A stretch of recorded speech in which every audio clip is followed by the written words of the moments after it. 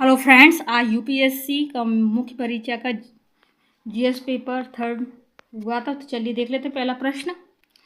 भारत में सुधारों के उपरांत की अवधि में सामाजिक सेवाओं पर सार्वजनिक व्यय के स्वरूप एवं प्रवृत्ति का परीक्षण कीजिए।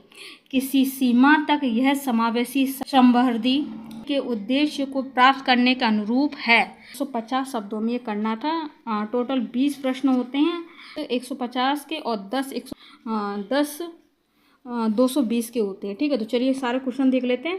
तो दूसरा क्वेश्चन आया, भारत में निरंतर उच्च खाद्य मुद्रास्फीति के कारण क्या है? इस प्रकार की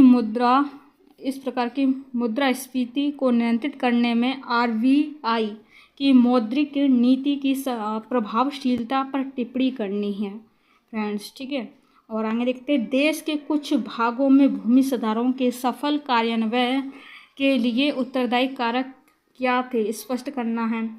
अगला क्वेश्चन, चौथा क्वेश्चन है, 1 मिनट इसको थोड़ा सा हम बड़ा करते हैं, आपको दिखाते हैं। और अगला क्वेश्चन है, भारत में स्वास्थ्य एवं पोषण की सुरक्षा को सुनिश्चित करने के लिए मोटे अनाजों की भूमिका को समझाइए। बहुत फेमस रहा था मोटे अनाज का और आ ही गया आपके पेपर में। आप देखते हैं क्वेश्चन नंबर 5, जीवन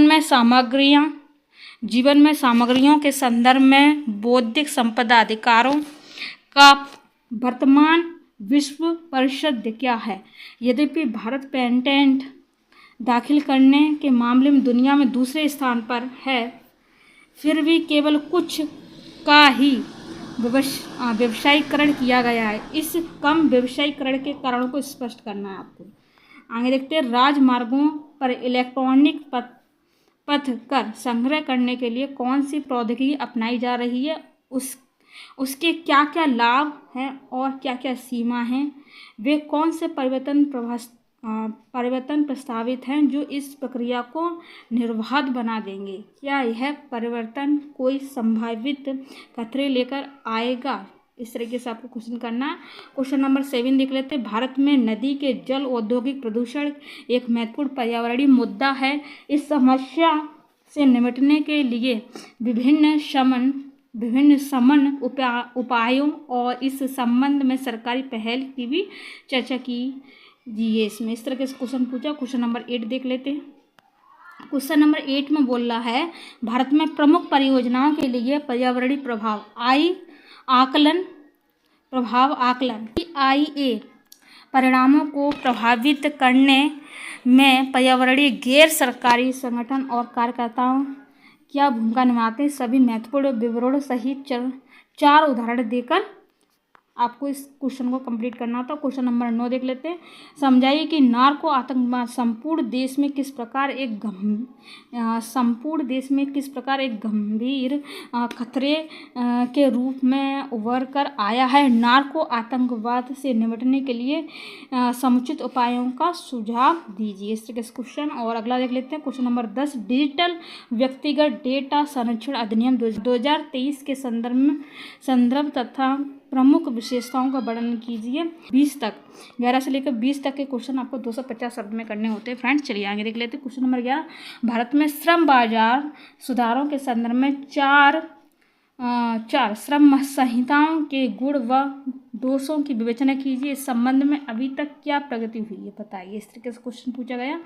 और क्वेश्चन नंबर 12, भारत में क्षेत्रीय वायु कनेक्टिविटी के विस्तार की क्या आवश्यकता है? इस संदर्भ में सरकार की उड़ान योजना तथा इसकी उपलब्धियों की चर्चा करनी है। क्वेश्चन नंबर 13, हाल ही के दिनों में भारतीय सिंचाई प्रणाली के सामने क्या प्रमुख चुनौतियां?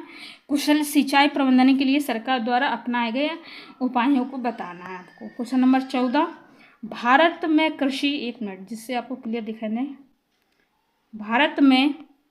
भारत में कृषि कीमतों के स्थिरीकरण के लिए सुरक्षित भंडार बफर स्टॉक के महत्व को स्पष्ट कीजिए। बफर स्टॉक के भंडारण से जुड़ी चुनौतियां क्या हैं? विवेचना कीजिए। क्वेश्चन नंबर 15, विश्व को स्वस्थ एवं सुरक्षित मीठे पानी की अत्यधिक कमी का सामना करना पड़ रहा है। इस संकट का समाधान करने के लिए कौन सी वैकल्पिक तकनीकें हैं? ऐसी किन्हीं 3 तकनीकों के मुख्य गुणों और दोषों का उल्लेख करते हुए संक्षेप में चर्चा कीजिए 250 शब्द इस तरीके से। और अगला क्वेश्चन देख लेते हैं, क्वेश्चन नंबर 16।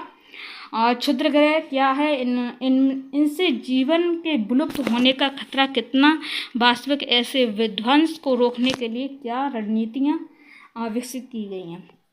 क्वेश्चन नंबर 17, आपदा प्रतिरोध क्या है, इसे कैसे निर्धारित किया जाता है। एक प्रतिरोध ढांचे के विभिन्न तत्वों का वर्णन कीजिए। आपदा जोखिम न्यूनीकरण के लिए सिंचाई ढांचा 2015 और 2015-30 के वैश्विक लक्ष्यों का उल्लेख भी करना है।